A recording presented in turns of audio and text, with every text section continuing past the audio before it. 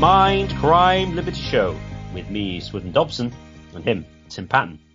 Today we discuss, is Moldbug or Mises right about banking? Tim. Moldbug gets to me describes in a descriptive way the heart of the U.S. financial system, and it's because the United States is the hegemon, thereby the world financial system, especially since Bretton Woods, especially since here in the West. So Moldbug wrote two great articles on his blog, Unqualified Reservations, and the articles are titled The Misean Explanation of the Financial Crisis, as well as a longer thing, Maturity Transformation. So Moldbug has this great analogy in his description of this. And I think one of the things I like about Moldbug is in a sort of amoral way, he explains how the U.S., again, thereby the world, financial system works, and the key aspects of it. So this is his analogy.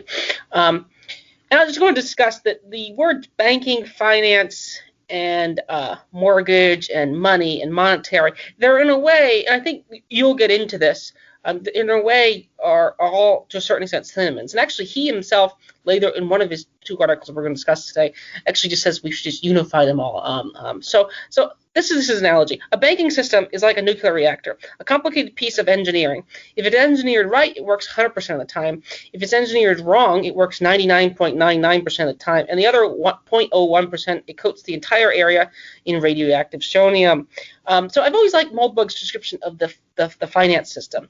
How do banks / finance generate money? Teutonic banks, or these sort of what he calls this internet cult led by Mises, which are very sound banks with sound money, generate money through interest. Now, you could be for or against interest. You could be like David Graeber or some of those sort of left-wing Christians like Cornel West and liberation theology who argue that money is a kind of looting.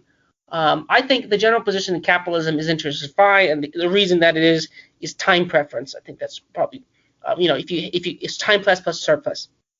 So you have a surplus, you loan that surplus out, and the fee you get for loaning these scarce goods out is called interest. Again, so the topic of the debate is interest good? We're just assuming interest is good. Now, the tricky thing is what we're going to talk about is interest through the financial system. So I'm going to go back to Moldbug. This is, again, his Misean explanation of the financial crisis as well as his maturity transformation. You may know maturity transformation as fractional reserve banking, which is one common case of the practice. A financial institution practices MT whenever it borrows short and lends long, i.e. promise to deliver money in the short term based on the fact that it is owed money in the long term. For example, in classical fractional reserve bank, which takes cheap checking deposits and uses them to fund mortgages, the bank promises to have a term of zero. Your money is available whenever you want it, and its mortgages are repaid across, say, 30 years. But few of us have operated the bank. So now Moldbug has this quick, explain this real quick, this analogy of a bank. It's like a three-person bank. Now, suppose you lend a friend of yours $1,000. He agrees to give that money back plus 50 for the interest next week. But that friend's named Bobby. But Bobby then furthermore goes to his friend of his, Dwight, and he rides up and he's gonna spend, he's gonna make $1,500 trying to score, and then Moldbug makes up this sort of crazy story where he could get weed, okay? But it was gonna take 3 weeks. So then the actor number 2 has to roll over the loan, but they're gonna do it for a longer interest. Now, so eventually, once the term passed, everyone makes out. All three parties benefit, but this is a very dodgy process, and from the start, there's a sort of trick involved. It's a successful experience. Everyone profited, but technically, he could not get that $1,000 out when he wanted to. Bobby already loaned it out to Dwight. So in that regard, it was not a reserve. It was not available. So I think that sort of in a micro sense describes the macro sense of how the banks makes. So Swithin, you're somewhat interested in this and apparently knowledgeable about this. What do you make of Moldbug's description of the financial system and maturity transformation in itself? Swithin? I think Moldbug is correct that the entire system does, at least currently, rest on maturity transformation. The classic example, as he mentioned, although he says it's just a form of this, is fractional reserve banking, which you articulated accurately there. So it is all currently, or to a large extent, based on borrowing short and lending long. The banking sector will borrow from investors or people who are saving or basically just lending to the bank at a short period of time, maybe for a year, and then lend it out for 30 years. And consequently then need either them to roll over the loan, or if I want to take my £1,000 back, which the bank doesn't have because, Tim, your mortgage hasn't been paid off yet, I need to get somebody else to come in to invest into the bank so you can pay me off. So we do have that is very much the essence of the financial system as is currently constituted. Now, whether or not his analogy to the system is like a nuclear reactor, whether it works all the time or not, kind of begs the question to what extent maturity mismatching or maturity transformation, it's the same thing, is actually economically beneficial at all. And there are multiple views, which I'm sure we will get to on that.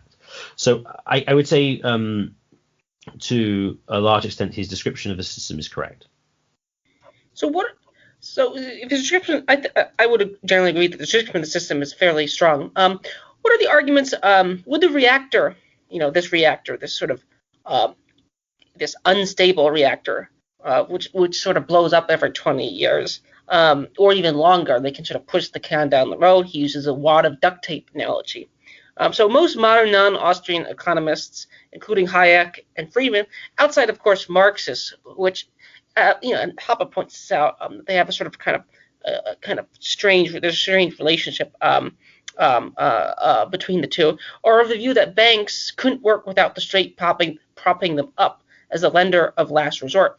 What do you make of Moldbug's analogy? Do you think this sort of fractional reserve state system could work without the state propping it up? Swithin?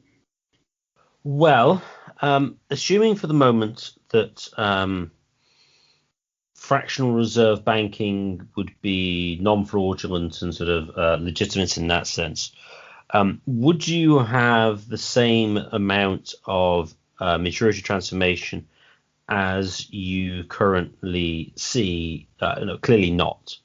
It is highly risky, and having a lender of last resort in a central bank means that everything is a lot safer for the bank to engage in these sort of transformative practices. Also,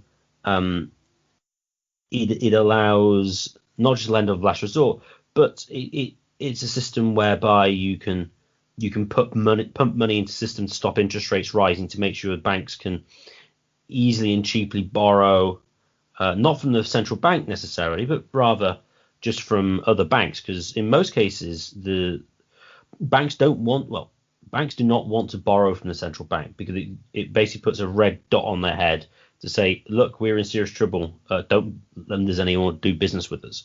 So they don't want to do that. But by pumping quote unquote liquidity into the system, they can manipulate the interest rates and make it easy for the banks to maintain and pay their liabilities. So you made a quantitative easing. It's just a newer, it's similar to what they traditionally do, called open market operations, when they buy and sell short-term debt.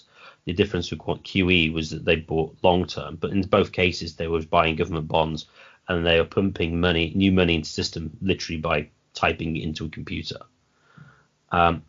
So if you were to take sort of, when it comes to sort of the sort of broadly Austrian view of banking, you can kind of identify three camps. There's the fractional reserve free bankers, such as Larry White and George Selgin, who are the most pro to the maturity mismatch, maturity transformation. But they would say, this isn't going to happen as much as you would have with a central bank, because you'd have to absorb all the costs of the system. So it's not going to do it to the same extent it does today. you've got sort of like the middle position, which is held by Rothbard, Mises, Philip Baggis, David Howden, who say that fractional reserve banking is illegitimate, but maturity transformation is legitimate. And then you have the position held by Walter Block, a sort of quasi-Austrian called Keith Wiener, who say that no, maturity mismatch is bad outright. So there are kind of three broad positions that on this in sort of heterodox views on things. But even the system which would most closely resemble the current system held by Larry White and George Selgin, even then they're not going to be able to maturity transform to the same extent as they do currently. Moldbug brings up the Baggett and Bank. He says again, it's not the wonderful. There's sort of like the idea of the bank that just has the money in a vault in there, which is clearly not the case. So how exactly did we get to this system? So one of the things that the non fractional reserve bankers might the fractional reserve bankers might argue is that to a certain extent all banking is a modern thing. Walter Baggett, Lombard, Strait. So what exactly is the Baggettian model? I mean, you've asked, is this fraudulent? To a certain extent, it depends on the definition of fraud. I don't think it's outright fraud, especially if it's defined correctly. So why exactly do banks do it? I mean, Moldbug's description is it might increase credit. Now, maybe it increases credit, but does it increase credit through what is basically a form of a magic trick, or Moldbug uses the idea of time travel? I think this is where the Misesians originate the root of the crisis, if I understand it correctly. Swithin, if you can elaborate on that. Okay, right. Now, we're going to have to distinguish between three camps to go any further. Maturity transformation, in principle, even with fractional reserves, according to George Selgin and Larry White, is perfectly fine, even in the sort of a fractional reserve system. They would say that people who are depositing money in banks, they know that they're not keeping it there for safekeeping. They are lending it to them. And effectively, their view is that people are saving in the banks, they're lending to them, but they're not really sure about, when they'll need the money or not. And so the resources are kind of there to be invested.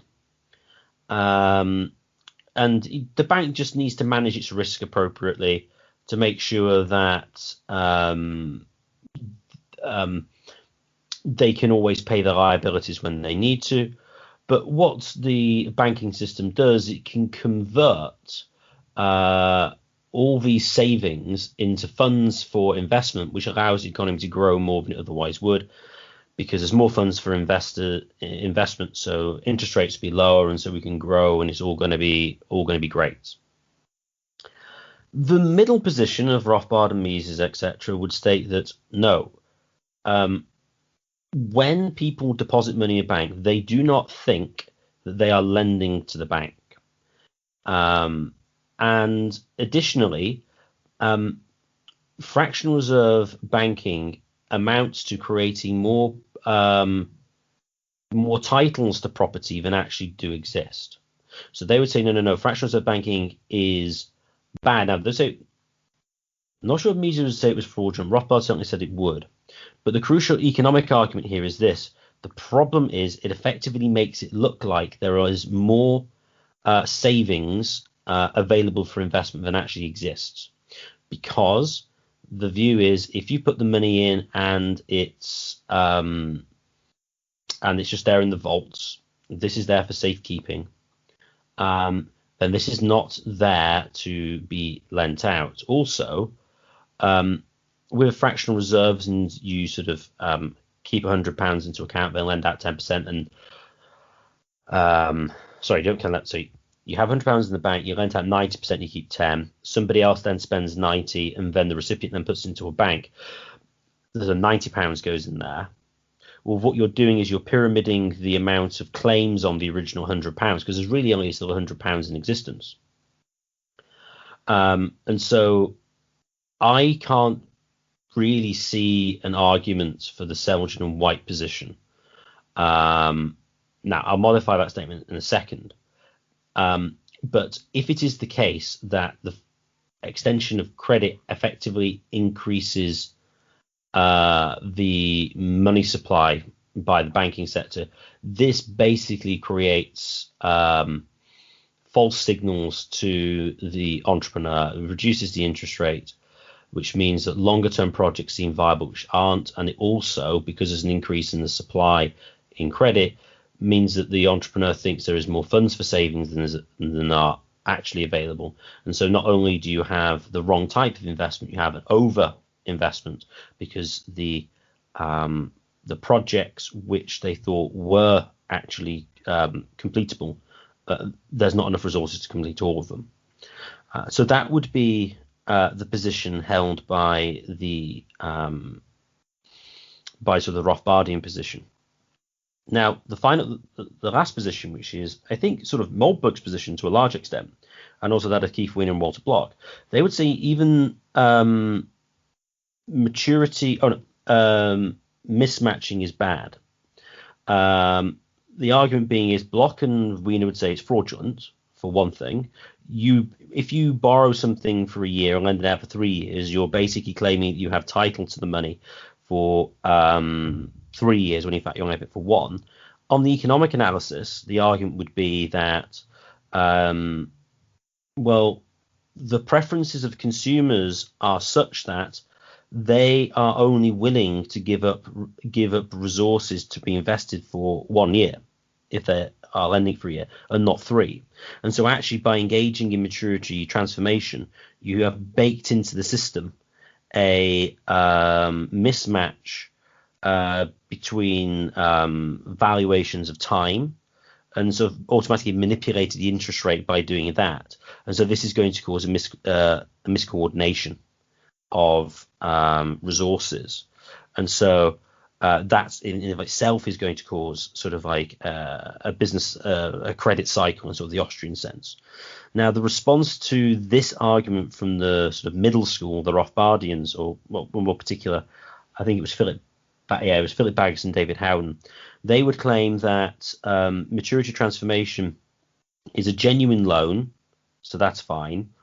Also, they would say it's not fraudulent on the basis that in principle, maturity transformed loans can in principle be paid off, whereas they can't do that with fractional reserve sort of contracts because they're all due instantly. And so everybody can't be paid when they're legally entitled to be paid on the fractional reserves because it's sort of an instant maturity. Whereas if you lend money out, if you lend money for a year, if I lend you, Tim, money for a year and then you lend out for 3 years, you could get money within that time period to pay me back, but wasn't the money I lent to you. And so since money is a fungible good, unless I specify that I want that £1,000 that I lent to you back, then it doesn't matter which £1,000 I'm paid back. And on the economic beneficial argument is from Howden and Baggers is that it allows projects to be started for which there are not fully backed savings for yet, but that can be started with the current level of savings. And as savings are added to the pool of banking to be lent out, then the project can then be finished earlier than it otherwise would be able to.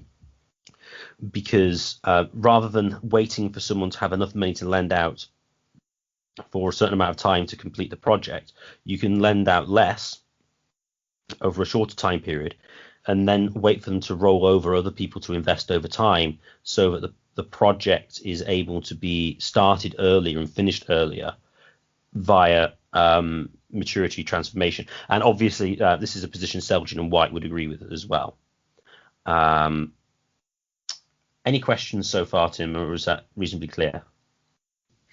Oh, that's reasonably clear. I would like to ask and somewhat add a comment. One of the problems with this system, and one of the things I think that is apparent, is that what you're explaining to me is even the what you're explaining to me, and this is why I like his Moldbug's explanation, is the system looks incredible. If you look at how a bridge, or if you look at a church, a 12th century church in like France, they're very well constructed and very well engineered, and they last a long time. They're very, what Nassim Taleb would call anti-fragile almost.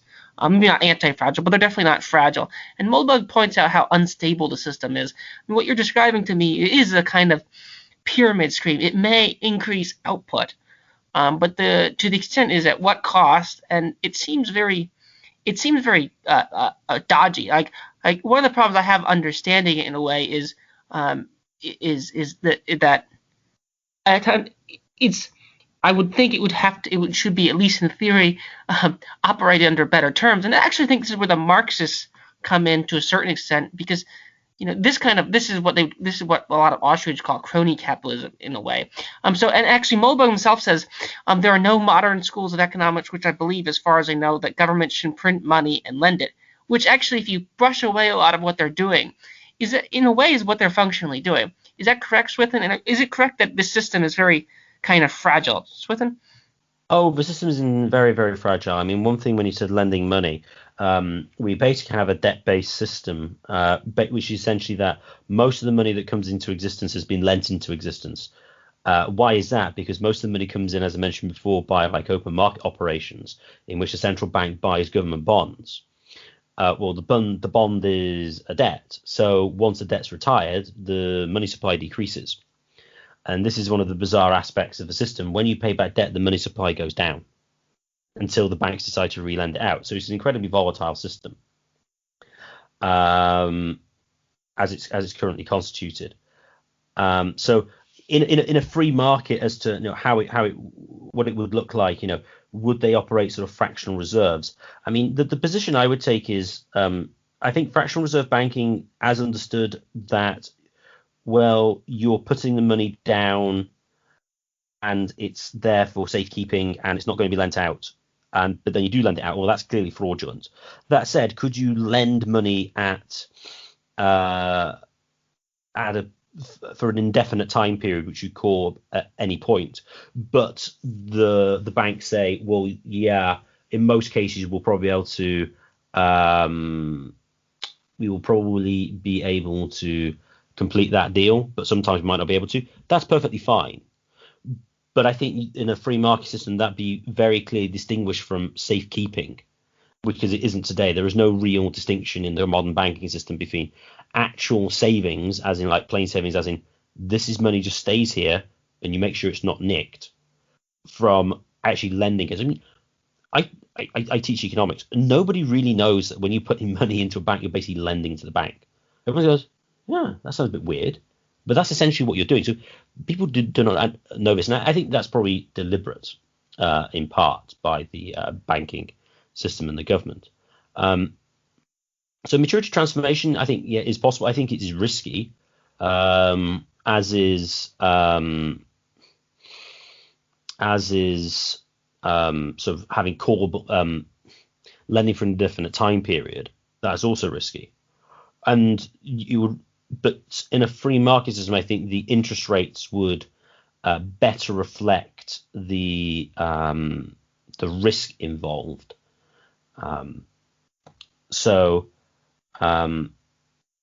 In a way, now there's also counterbalances to this. Like in 100% reserve deposit is the least risky. Obviously, you have to pay for that for them to look after it. A maturity match time deposit, like I lend out for 2 years and the bank lends out for 2 years, you would expect to get a relatively safe, like a low interest rate on that to some extent, because it's quite it's safe. So Walter Block makes a distinction between credit risk and liquidity risk, and he says in transactions you only have credit risk because someone might always default, but if you maturity match your lending as a bank, you won't have liquidity risk. because you're not baking in the fact that your liabilities are going to come up earlier than your assets are going to mature, because they're matched in time. You borrow for 2 years and you lend for 2 years.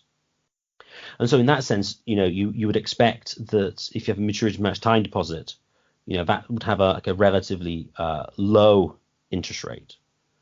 Again, it could be a safe return. If you're going to engage and you're going to lend to the bank, it's going to be maturity mismatched. Well, you might think you want to have a higher interest rate for that because the bank is engaged in a riskier practice. I mean, obviously, fractional reserve banking is the riskiest of them all. And so instead of a situation we have now whereby these practices seem very, very cheap for banks to take place, like fractional reserves and maturity mismatching, if you know this as someone who's lending to the bank, I think now there are other countervailing forces as well. But I think in a free market system, the interest rates are going to better reflect the risk that the bank is taking on, which it doesn't because of the money monopoly and the central bank. So that would be my position. I think in principle, fractional reserve banking, if you understand in a particular way, isn't necessarily fraudulent, but it is the most risky practice of any of the maturity transformation practices. The money monopoly point is my next follow-up point in question. I don't think that any of this current system, and I think you would agree that this was some of my question, some of my statement. I don't think the current system could exist without the government's money monopoly, or in particular its money printing monopoly. If any individual would engage in this behavior, be known as counterfeit. And actually, interesting. That's what technically George Floyd was doing, is putting $20 bills off his printer and buying cigarettes with it. So interestingly, if any individual did this at a large scale, the whole thing would clearly collapse. I would love to pay my taxes in that. So, and actually, there's certain historical events I think that have to be brought up. Like, now, the British did this in the Napoleonic Wars, from my understanding. They closed the gold exchange because one of the quickest things you could do is you could just put your money into more secure things, which is like gold or silver or sort of real things. And for various times, I think under FDR, you couldn't own gold after. You could own jewelry or things like that, but a certain amount couldn't be owned. And then of course they had these deposit tickets, because the gold's hard to carry, so you just put it in the vault. So if you can sort of further elaborate on this, because I think the system, the whole aspect of printing money couldn't exactly exist. Now there are benefits to having paper money in the sense it's more convenient. It's very liquid, and you could walk into a store, they'd accept that you don't need to barter, the double coincidence and once problem, blah, blah, blah.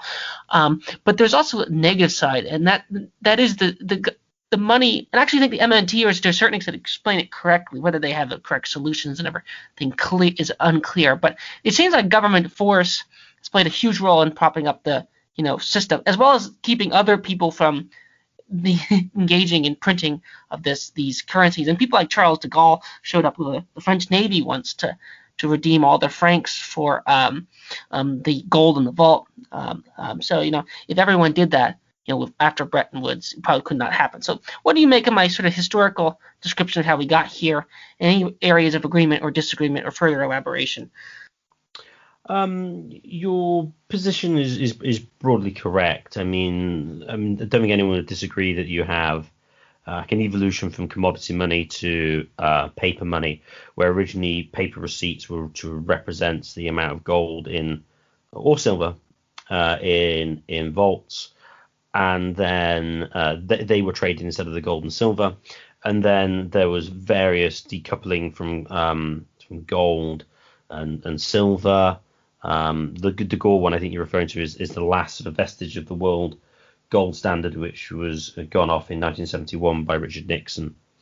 Under the gold exchange standard, the Bretton Woods, foreign central banks could redeem their dollars at the Federal Reserve for gold.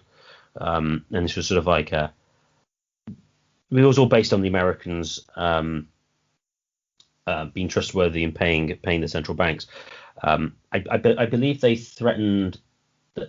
I think that Nixon said, "Well, look, you can take the gold, but if you do, we won't defend you against the Russians." Which I believe that. And then the French said, "We'll just have the gold, please." And I think that was the point at which Nixon closed the gold window. So why is it the case that the government likes it? Well, because the money monopoly helps them fund wars and spending more easily. The reason the Bank of England came into existence in 1694 was to fund the war with France. And actually, I think it was the Dutch who were one of the earliest pioneers of magic banking, because Britain was very influenced by the Dutch after we basically got a Dutchman as king in William of Orange with William III. So yes, the government does benefit from this hugely. I think this is the thing you're referring to, the MNT is, if you have a sovereign, well, they can have a sovereign monetary issuer, they can deficits and debts aren't really a problem because they can inflate their way out of them, which is true. But no one ever really denied. I mean, the MNTs are annoying because they make statements to which almost nobody had ever disagreed with at all. It's like, well, yeah, of course, the American government need never default on its debts. Well, why is that? Well, because they can issue new ones and the Federal Reserve will buy them directly, so they can use this money to then pay off all their old debts. Like, as long as it's denominated in dollars, it's not a problem. The two issues arise, one which is, well, you get price inflation if you keep doing that, and secondly, just issuing more and more debt doesn't mean anyone's ever and government spending, that is, based on debt, doesn't mean anyone's any better off. It's, you're just transferring real resources from the private sector to the government. But the government likes the money monopoly and the system and basically inflation because they can tax without it looking like they're taxing people. If you had to tax, and this is why Britain goes off the gold standard in Napoleonic Wars, if you had to fund a major war via taxation, it wouldn't last very long because a lot of people would revolt because you would see that the taxation was incredibly expensive and not really worth your money. Whereas if you inflate instead, the value of your assets go down, you don't really notice it in the same way. Now, obviously, if you had competing currencies and one of them inflated, it'd be quite obvious that that one was losing value relative to a currency it wasn't inflating. People would switch over. Hence things like legal tender laws. Oh, and also worldwide, they try to get central banks to coordinate their inflationary activity because it would look very anomalous. I mean, even though it was relatively coordinated, the Germans had a bad reputation from other central banks because the Deutschmark was relatively strong, which of course made them look bad. But coordinating money printing around the world makes it look less bad, unless of course you get to sort of Venezuelan and Argentinian situations, and they clearly do. But that's the reason why governments like the money monopoly in the banking sector as it's currently constituted, because it allows them to spend very cheaply and expand the bureaucracy, etc., without having explicit to increase taxes. That's why. You've made the comment about real resources, chasing after real resources. I mean, that's one of the things that sort of gets lost here. It doesn't really make anyone better off. It just sort of it diverts resources to the government, or worse, worse still, it takes productive resources and gives them to the government. So what do you make? We've sort of touched on this. Do you think in a sort of air quote ancapistan would free market fractional reserve banking exist? My guess is not to the degree it does, and it seems like the Selden and White even admit that it would not exist to the extent that it does. And then second of all, you've also touched this. I just want a sort of straight answer. In your position, is it fraud? I mean, Walter Block is such a good philosopher and economist that argue that sometimes it's hard to tell if he supports something or doesn't support something. But the example I've always is the 100-seat airline example. This is an example I've always thought was, if you or the parking lot. When you have a parking lot, you have 100 spots. You just buy the right to a spot. If you think about that with the fractional reserve banking, if everyone wanted to redeem their checking accounts all at the same time, the bank, of course, would collapse. If everyone did that, simultaneously, you'd go to bank run and no one could withdraw them. So and this sort of happens with parking lots. But so you can assume that's a rare event, and that won't happen. What are some arguments in favor of it? It does increase productivity to a certain extent. But what do you make of? What's your own position on fractional reserve banks and their relative fraudulence with them? To repeat what I said before, if you say that you're going to keep the money and you won't lend it out and it's going to be kept 100%, and then you lend it out, that's clearly fraudulent. That said, can you lend out to a bank for an indefinite time period with the proviso that that the bank knows that, well, they won't necessarily be able to pay you back because they're lending it for an indefinite time period? Well, is that okay? Yes. Now, do I think that many people engage in that? Well, I'm not sure. But what wouldn't happen is a situation where you increase the amount of money titles relative to the money that exists. I think that would definitely be verboten in a free market system. So I am dubious of the Selgin and White position and the way they argue for sort of like an increase in the credit or fiduciary media over and above deposits in a fractional reserve free banking manner. I think that just is nonsensical. I can see lending for a zero time period and lending that out in total, and that being considered an asset of the bank until the lender calls it back. But there should, in ancapistan, there would be no multiplications of property titles to the amount of property that actually exists. So that would not happen. To Block's argument with respect to the 100-seat airline selling 103 seats, again, same with what I said before, it's all about clear contracts. When you're selling an airline seat, are you selling them the possibility of getting a seat, or is it definitely 100% a seat you should guarantee to get there if you get there on time? That's what it kind of depends on. And I think now as well, I think airlines do have asterisks in their contracts. Say, if it happens to be overbooked at the time, we'll compensate you a bit and you can go on the next airline. Because what tends to happen here is when I was flying back from New Orleans, actually after meeting Walter Block, interestingly,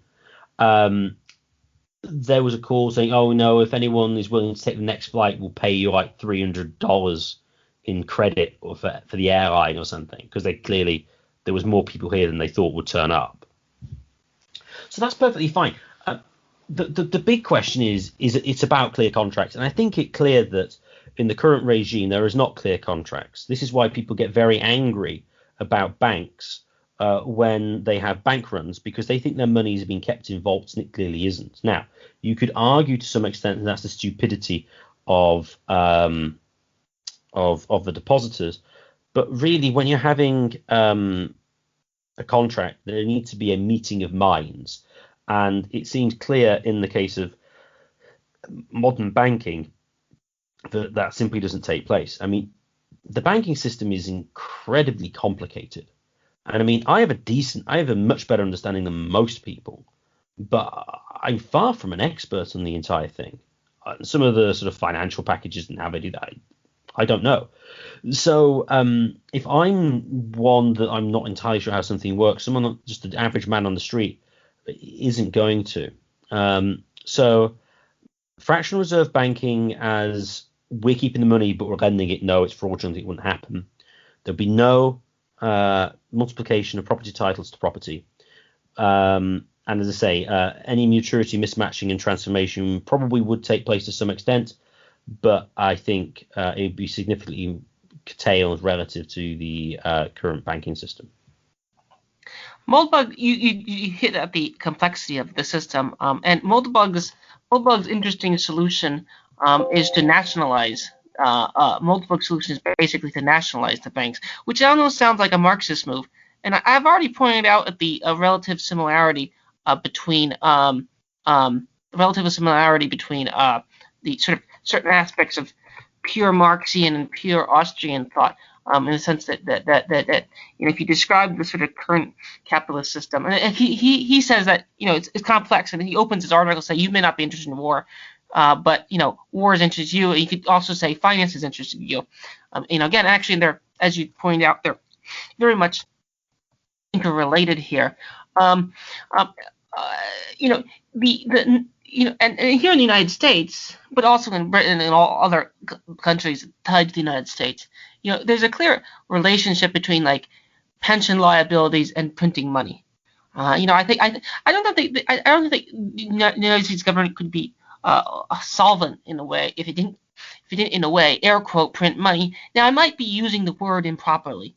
They could be buying bonds of some variety and giving them out to banks and so forth, a more complicated system. But to me, the complicated system is just sort of a smoke and mirrors to make it look like it's sound when it's not really sound. And actually, Moldbug does point out like all the the various things here that problem. So Moldbug ends up coming up with the solution of nationalizing, which is sort of an anti-Austrian solution. What's your view on this? Now, I mean, he says the proximate cause of the bank crisis again is the gigantic vote buying machine known as Democratic Party here in the United States. And again, in other countries, the same thing basically happens. Although the U.S. does have a kind of privilege system, although it has to pay for getting that privilege system by spending a lot on its military. So in a way that somewhat cancels out. What do you make of his air quote solution? And what would be the Austrian solution? You've sort of hit at the free market aspects of it. Swithin? Okay. In a way, Moldbug is, if he's not Moldbug is certainly honest. His solution is certainly an honest one, and I think it actually sort of reflects to a large extent the way the system actually works, but it's upfront about yes, it is basically a state-run system. And I think you can easily make that argument from at least 1933 in England, when we went off the gold standard for the last time. Interestingly, that was Winston Churchill's fault. So I understand why he would do that and put them all together.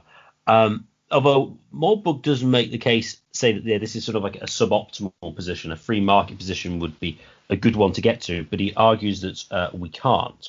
Moldbug's argument as to why we can't do it is if we basically let the banking sector collapse, he says you get a massive deflation, which is true, because I mentioned before, as the debt's paid off or it's defaulted on, the credit supply contracts, and so the effective money supply contracts at the same time. Oh, actually, even money supply does when you ultimately pay off government bonds.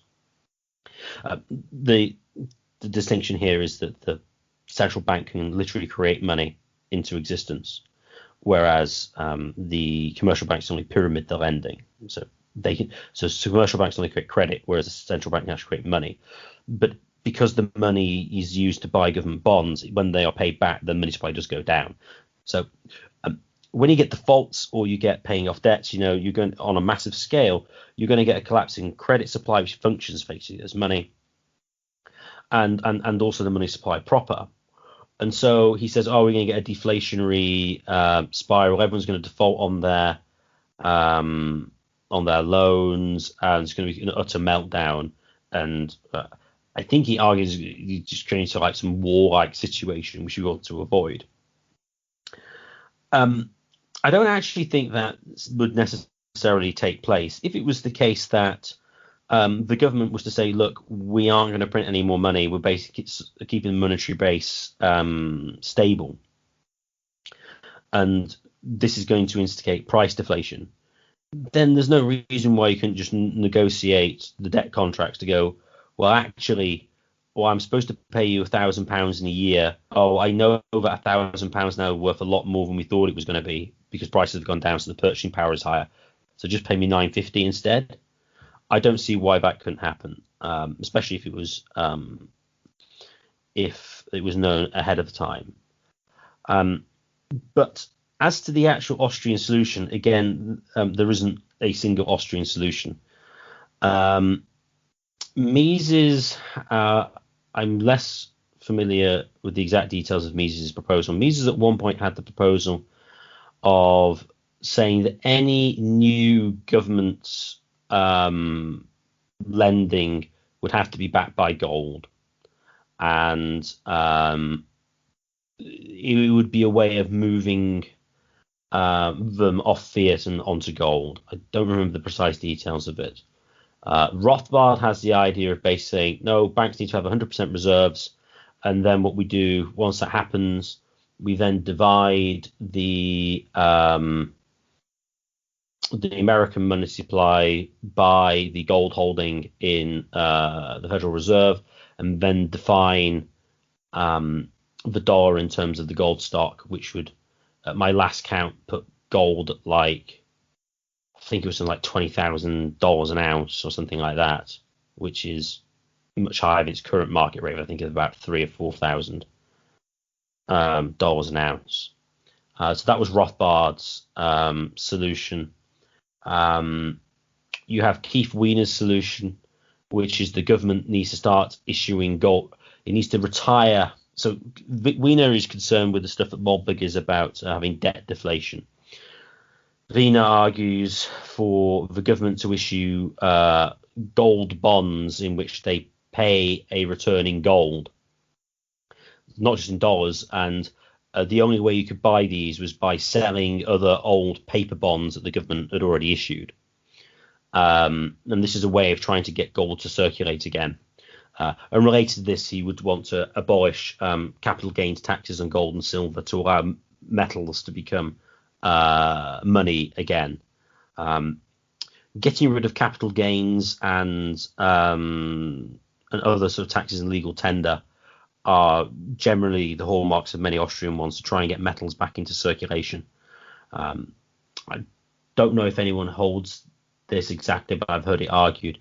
Basically, the Austrian solution is to just abolish the Fed or central banks and legal tender laws, etc., and just see where the chips fall. There's no necessary reason to try to jumpstart it back onto gold.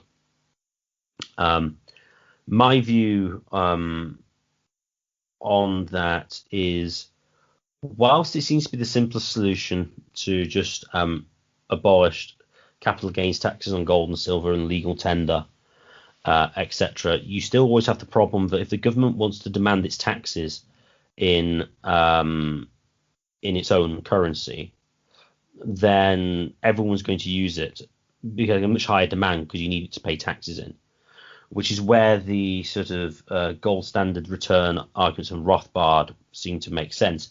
But again, the whole issue, though, with monetary reform is whether they would actually go ahead with anything at all. I mean, you can say ideally we should do X, Y, or Z, but in reality, you have to tie that with an overall strategic vision, which is sort of going to be significantly more radical than just, well, although I can't really think of anything more radical than actually changing the monetary system as it currently is constituted.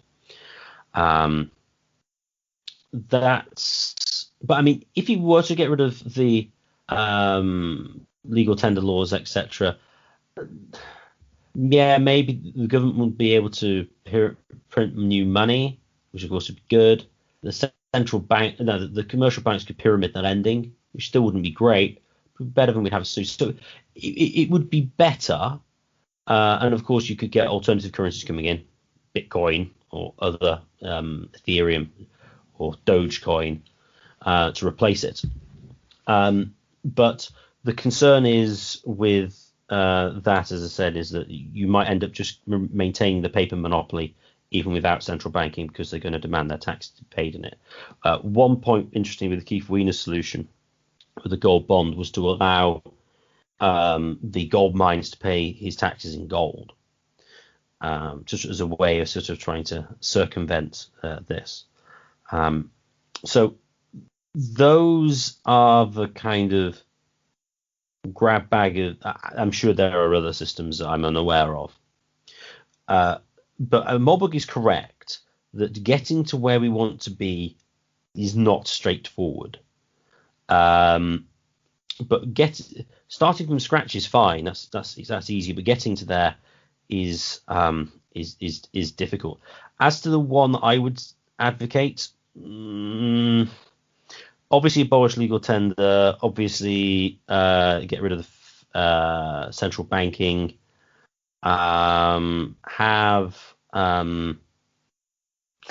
Require clear contracts in the banking sector. But as to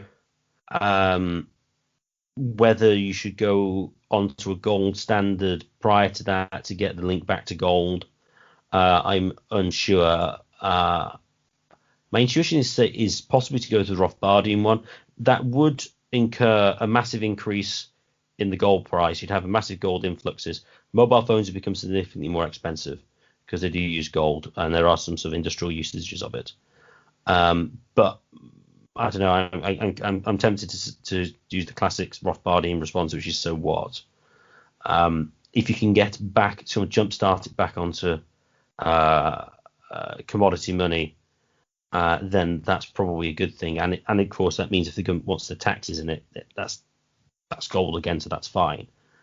I would note at this point, I do think if you had a sort of free market in money, I don't think you would just have gold. I think you probably have gold, silver, and copper circulating concurrently, which you actually did in certain parts of the 18th century in England. But that's another topic. So in short, there is no single Austrian solution. There are lots of them, and they all have their problems. There's no single Austrian solution, and I think Moldbug himself ends his article saying that we'll just sort of plot along with this sort of broken system, and it is a kind of Soviet system, in the sense that it's not socialism proper. I think in one of the Neil Ferguson and Seem Taleb initially had an interesting discussion at one point, and he said that the Soviet system was marked by Stamokap, which is state monopoly capitalism. So in a certain way, we've had a sort of light version of that, maybe not a direct version. And in some ways, the United States has run it up to a certain extent better, because we do, once the money's out in the system, we do in a way have a fairly, the market for restaurants and real goods does exist. There is a real market with money chasing real goods out there. It's not a total sham economy. And so what would be the best argument in favor of getting away from this system? You have the sort of, the one argument is the bust, so to speak, and you do get actual busts. Like say you thought this land was going to be really productive. Let's say there's oil in there, but it turns out there's land isn't there. So what is exactly the argument in favor of getting out of this system? For one thing, it might cut down a number of wars. That's actually, for many people, that might be a benefit. If you're a neoconservative or hawkish liberal, it might actually be a bug. But it would create sound money. And actually, all the Bitcoin people, they want, they point to, how, in the late 1800s, you got a rise of prosperity like no one saw. You can't make a correct monocausal explanation say that was the gold standard. But, if you look where we had when the sound money reigns or semi-sound money reigns, it seems like it rewards time preference, rewards savings and productivity. Are those the general arguments in favor of going to a more sound system, Swither? Certainly, it would curtail government spending. The government would need to be smaller because it wouldn't be able to get away with the taxation levels as it did. It would create a profound change in culture. The consumer culture, where buy now, pay later system would cease to exist. The credit the actual genuine credit supply is much lower than the banking system would indicate. And I think it highly unlikely that consumers would be able to outbid entrepreneurs when it comes to borrowing money. Why borrow money that you're not going to get a return on? Which just seems intuitively odd. And that would probably, I think, be the case in a much more credit constrained system, which a free market in money and banking would have. And so to all the sort of the anti-consumerists on the left, their biggest friend would be a free market banking system, because especially on the Christian left, oh no, people are spending in all their money on consumer goods and all this frivolity, etc. Well, why can they afford to do this, and why is everyone in a position of like buy now, pay later? Because we've had a consistently inflationary system since the post-war period, which means that it encourages spending and discourages saving. So it encourages spending, discourages saving. So I think it would instigate a profound cultural change. As to exactly how that would pan out isn't obvious, but certainly people buying on credit cards wouldn't happen. Just don't see it happening. Would people even borrow to buy houses? Maybe. But I think there may be other methods of doing it which shouldn't require borrowing. But I think you're going to be having much more equity, ownership base, significant less debt, far more stable. You're not going to get the asset bubbles that you get at the moment. I mean, the financialization of life wouldn't take place in the same way because all these derivative things and all these crazy financial packages are based on sort of a constant flow of money, of newly created money, and sort of again, the financial sector wouldn't be a system which exists for its own benefit, but would be one which existed to benefit, to grease the wheels of the real economy rather than be there for its own sake. So again, I think related to that, you'd have less resources devoted to finance in jobs, etc., and a bit more in the, as it were, the real economy. Just now, I'd like to thank everyone for listening. If you've enjoyed this, please share it with your friends and family so they can enjoy the content. And please subscribe to us on YouTube and on Podbean. The more subscribers we get, the higher we get in the rankings, and the more likely people are going to find us. And if you'd like to contact us for any reason, any ideas for new shows or just general comments, please contact us at mindcrimelibертyshow@gmail.com. That's mindcrimelibертyshow@gmail.com.